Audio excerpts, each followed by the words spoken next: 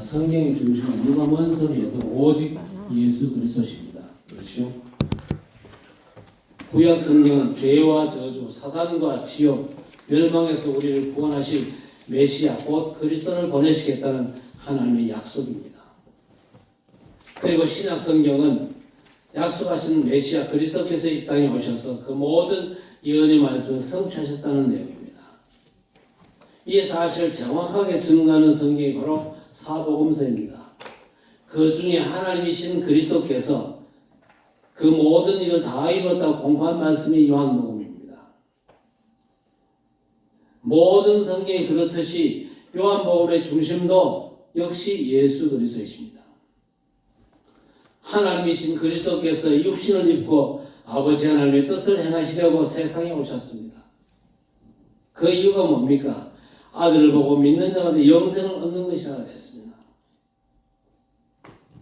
우리 주님께서 고난 나가시고 십자가에서 우리 죄를 대신한 죽음으로써 우리의 죄와 허물을 사하셨습니다. 그리고 죄와 사단과 지옥 권세에서 해방케 하시고 하나님 만나는 길이 되셨습니다. 모든 일을 다 이루신 우리 주님께서 우리를 의롭다 하기 위해서 사망 권세를 꺾으시고 부활하셨습니다.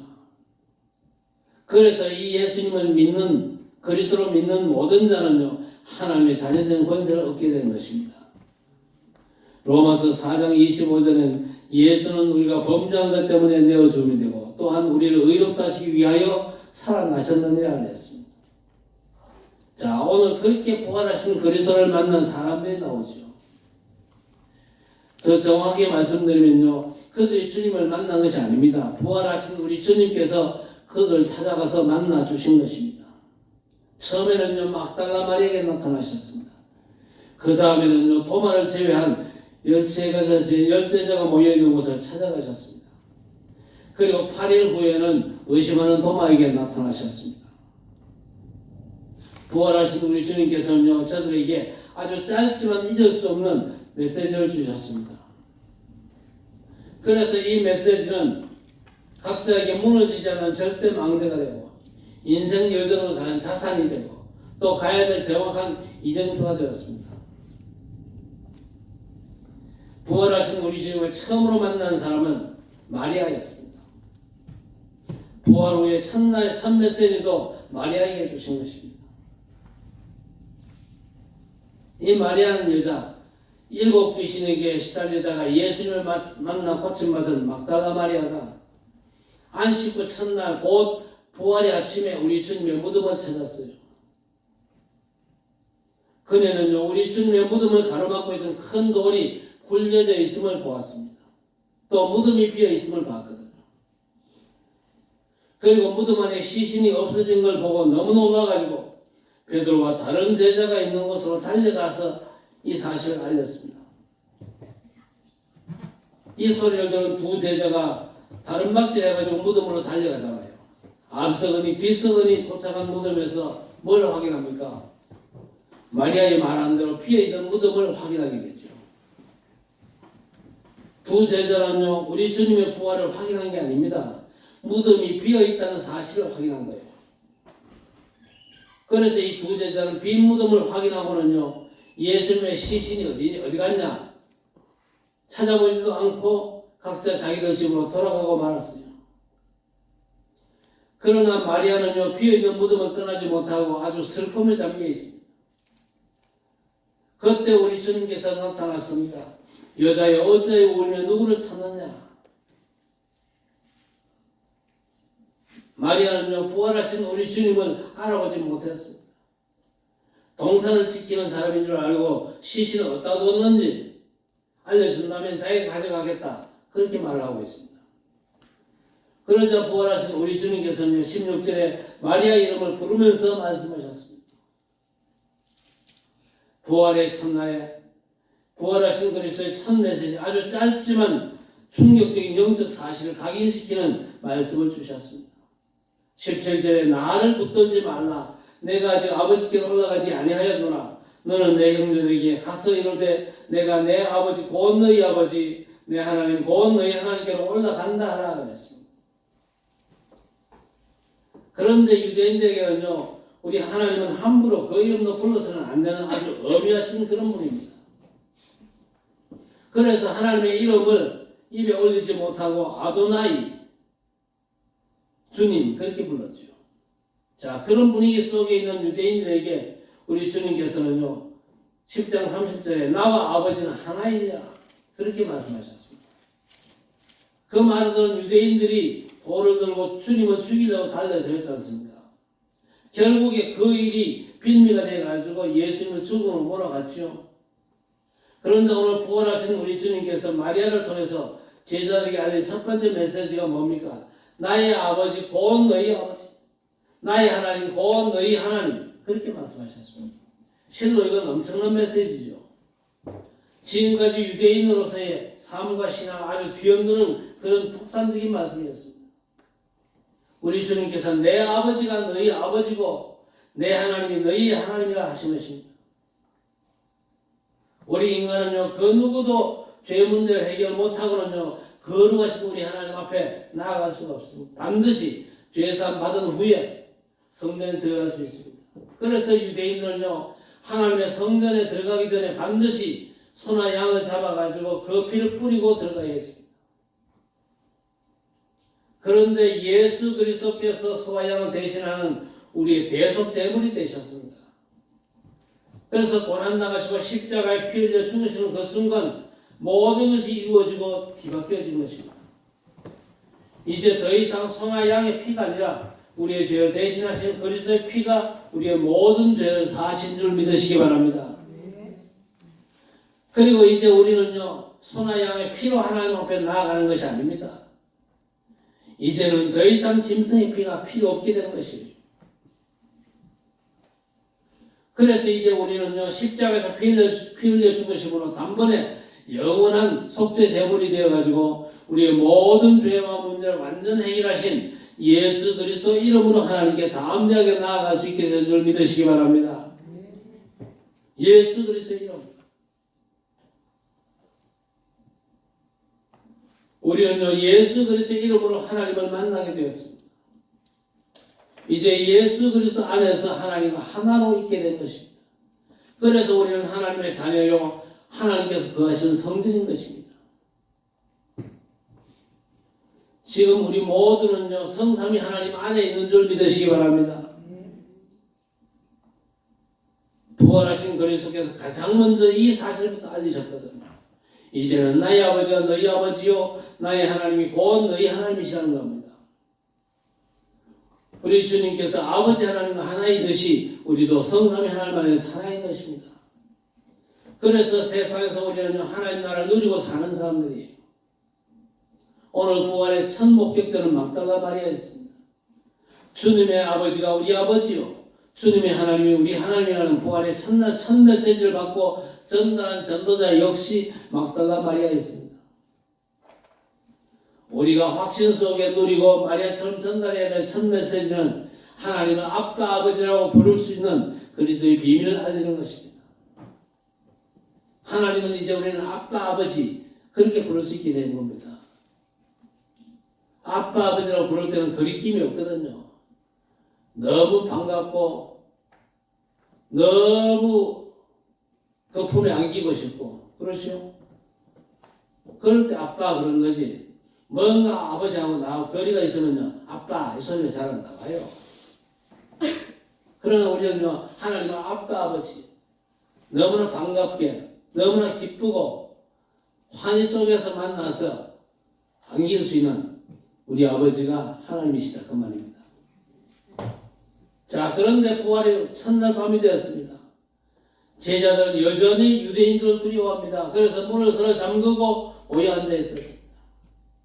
도마를 제외한 10제자가 같이 모여 있었어요. 자 그런데 그곳에 부활하신 우리 주님이 찾아오셔가지고 그들 가운데 서서 말씀하십니다. 부활의 주님은요 시공간 초월하시는 분입니다. 그렇죠?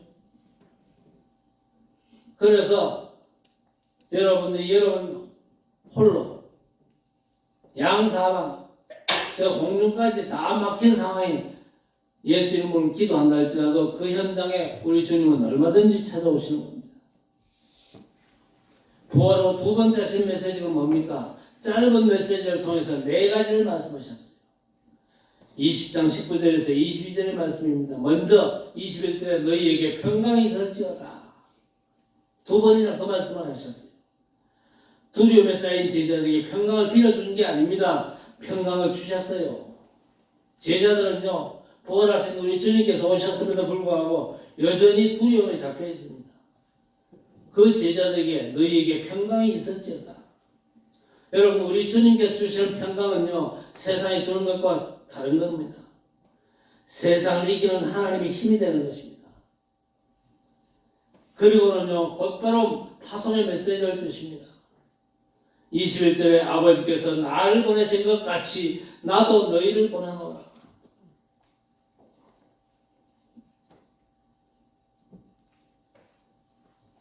예수께서 하나님의 보내심으로 육신을 입고 이 땅에 오셨잖아요. 그래서 하나님 나라를 전도하시고 하나님 나라의 기적을 보여주시고 십자가에 친히 죽으시고 부활하셨습니다. 그리스도의 일을 다 감당하라고 아버지 하나님께서 그 아들 예수님을 이 땅에 보내신 것처럼 예수께서 지금 제자들을 세상으로 파송하시는 겁니다.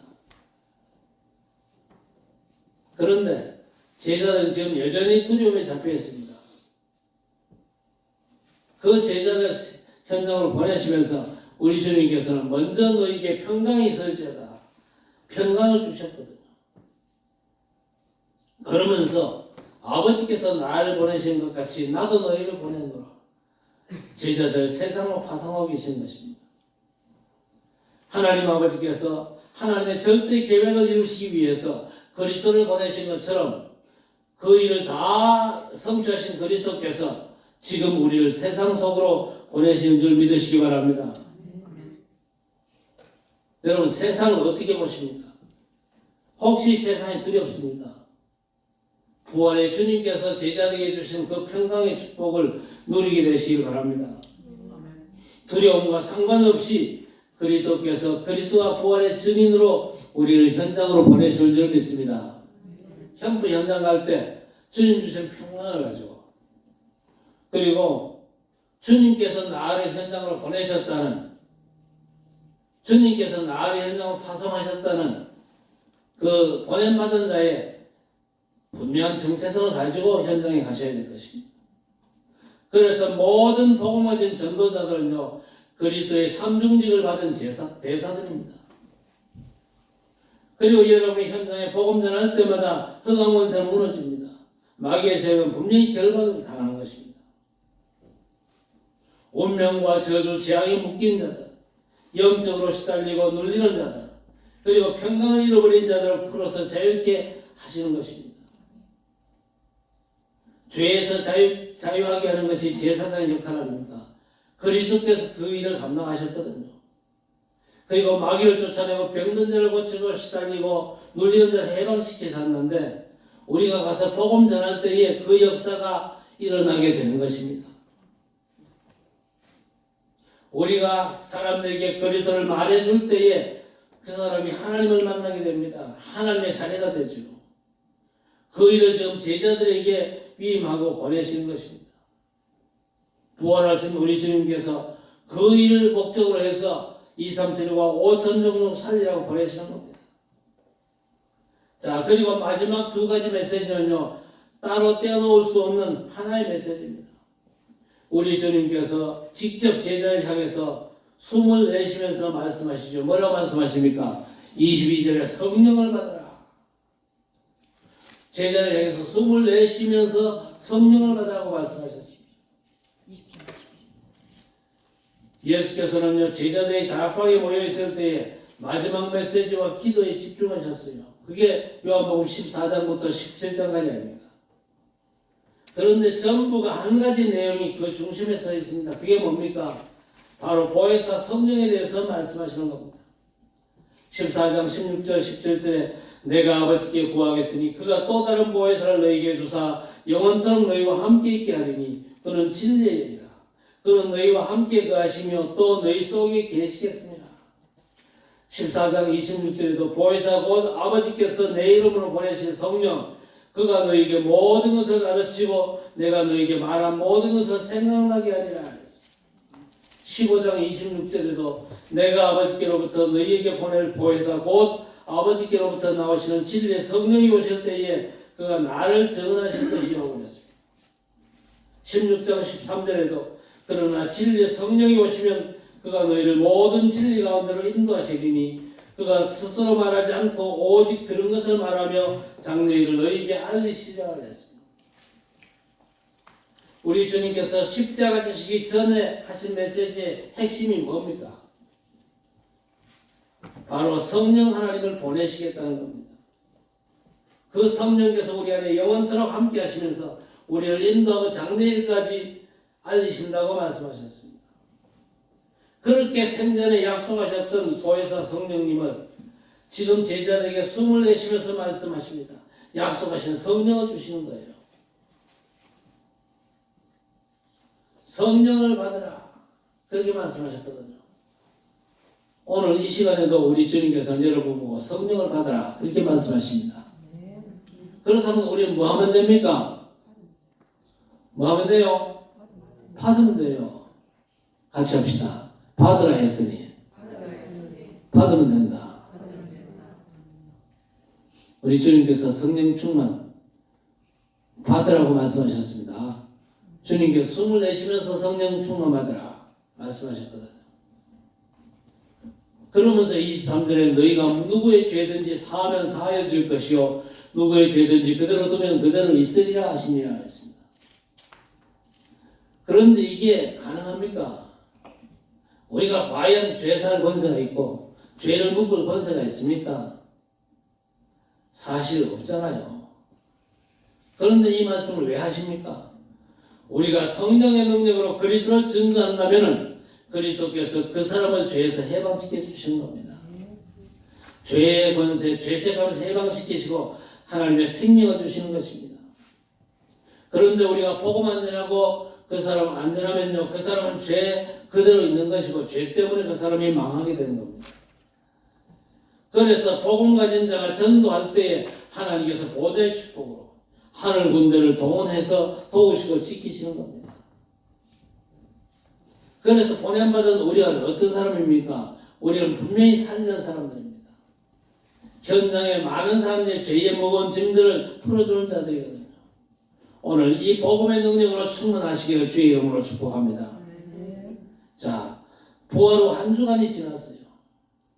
첫날에 같이 있지 않았던 도마가 다른 제자들과 같이 있습니다.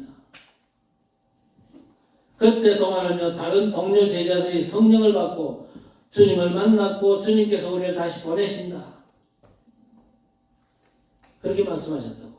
우리는 도망치고 부인하고 외면했는데 주님께서 우리에게 성령을 선물로 주셔가지고 우리가 그리스도의 삼중직을 가지고 현장 가서 세상을 살리게 하신다는 말을 전날 분명히 했거든요.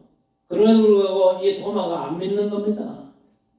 목격자의 분명한 증언을 믿지 않고 도리어 도마가 뭐라고 말합니까? 25절에 내가 그의 손의 못자국을 보며 내 손가락으로 그 못자국에 넣으며 내 손을 그 옆구리에 넣어보지 않고는 믿지 아니하겠노라. 철저하게 불신앙으로 완전 도배된 이런 사람이었습니다. 그런데 여덟의 후에 나타나신 우리 주님께서 도마에게 뭐라고 말씀하십니까? 27절에 내 손가락을 이리 내밀어 내 손을 보고 내 손을 내밀어 내 옆구리에 넣어보라. 그리하여 믿음 없는 자가 되지 말고 믿는 자가 되라고 말씀하십니다. 믿음 없는 자가 되지 말고 믿는 자가 되라. 주님의 그 말씀 들은 도마가 굉장히 당황같이 보입니다만은 자기 믿음으로 대답합니다. 28절에 나의 주님이시오 나의 하나님이시니이다. 함께 하신 부활의 주님은요, 전도 현장에서 분명히 선포하시고 믿음 고백하시기를 바랍니다. 부활의 주님은 어떤 장소에서 체험할 수 있냐? 부활의 주님을 정말 제대로 체험할 수 있는 현장은요, 복음 전하는 현장입니다. 전도 현장에서 예수가 그리스도심을 분명히 말할 때에 헤매고 있는 인생들에게 하나님 만나는 길을 선포할 때에 죄와 그 죄책, 지옥 형벌을 두려워하지 벌벌 떨고 있는 인생들에게 십자가에서 우리의 죄 문제를 완전히 끝장내신 그리스도를 선포했대요. 영적인 문제에 시달려 고통당하는 인생들에게 사탄의 권세를 완전 꺾으시고 우리를 그 모든 영적인 문제에서 해방시키시는 주 예수 그리스도 복음을 전할 때에 부활하신 주님께서 보좌의 능력으로 역사하실 줄 믿습니다.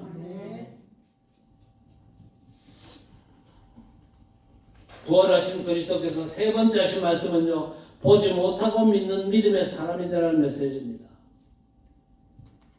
의심도 불신앙이라는 일종의 신앙이잖아요. 그렇죠? 의심. 겉으로 믿는다 그러면서 속으로 자꾸 의심하는 거예요. 교회에 이런 사람 너무 많거든요. 교회는 댕기잖아요. 그 직분 받았잖아요. 그리고 우리 가정이 믿는 가정이잖아요. 또 아버지가 목사님이고 또 장로님이고 집사님이고 권사님이고 그러니까 믿는다 그러지만요 속으로는 의심하는 사람들이 있습니다. 도마같이. 오늘 도마는요 틀린 자기 확신을 지금 붙잡고 있는 거예요. 그러니까 믿어야 할 건 믿지 않고 믿어서는 안 될 걸 확실하게 믿는 아주 잘못된 신앙이죠. 그러니까 도마의 신앙은요 틀린 확신이었습니다.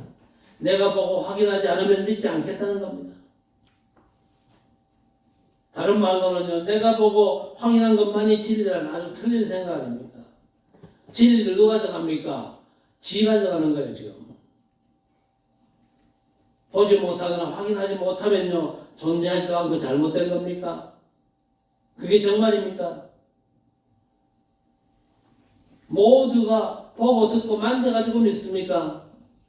어때요? 내가 봤기 때문에, 내가 만졌기 때문에, 내가 체험했기 때문에 믿습니까? 아니거든요. 보지도 듣지도 못했는데도 존재하는 게 더 많습니다. 확인하지 못하거나 확인되지 않는 진리는요 너무 무궁무진합니다. 그리스도께서 지금 사망 권세를 깨뜨리고 부활하신 후에 주신 이 메시지는요 짧지만 너무나 강력한 메시지였습니다. 그 말씀을 각인 뿌리 체질화시키라는 겁니다. 먼저 나의 아버지가 너희 아버지시고 나의 하나님이 너희 하나님이시다. 우리가 성삼위 안에서 하나라는 것입니다. 여기에 대한 자기 정체성을 분명히 해야 될 것입니다. 그렇죠? 내 정체성을 분명히 해야 사단이 나를 공격할 수가 없습니다. 공격해도 당하지 않는 것이죠. 마귀는 자꾸 이걸 잊어버리면 안 됩니다. 세상은 자꾸 이 중요한 사실을 놓치게 만들어요. 그리고 하나님의 성령께서 우리를 하나님의 사람으로 그리스도의 사람으로 각인뿌리 체질화 시켜서 누리라고 하십니다. 많은 사람을 생명으로 살리라고 그리스도의 삼중직하신 대사로 우리를 현장으로 보내시는 거예요. 여러분 홀로 가는 게 아닙니다. 주님께서 함께 가는데 하늘나라가 배경이 되고 성령께서 우리와 함께 동행하시는 겁니다. 그래서 우리는 예수가 그리스도라는 이 엄청난 복음을 전할 때에 어떤 은혜와 축복이 내게 임하는가를 분명히 느껴보셔야 될 것입니다. 우리가 누굽니까? 이 칠곡과 대구 땅 살리라고 또 2, 3, 7과 5천 종족 살리라고 파송받은 제자가 바로 저와 여러분들이 믿습니다. 눈에 보이지 않지만요 미리 보고 미리 정복하고 미리 전달하는 그리스도의 증인으로 승리하시기를 주의 이름으로 간절히 축복합니다. 하나님 언약 성취의 반열에 믿음으로 굳게 서게 하옵소서. 하나님께서 주신 인간 구원의 언약을 약속된 그리스도께서 십자가 부활로 성취하심을 너무너무 감사합니다. 이제 제자들에게 언약하신 부활 메시지를 부족하고 연약하오나 우리 믿음의 사람들 통해서 이루실 줄 확신합니다. 연약하고 부족하여 할 수 없사오나 성령으로 충만케 하시고 하나님 나라 보좌의 축복으로 역사하심을 전도 현장에서 누리게 해 주옵소서. 그리스도 안에서 하나님과 하나됨이 캠프 현장에서 확인되고 누리게 하옵소서. 우리의 잘못된 모든 신앙을 버리고 주신 바 말씀만 믿음으로 붙잡는 참 믿음의 사람들 되게 해 주옵소서. 예수님의 이름으로 간절히 기도드리옵나이다.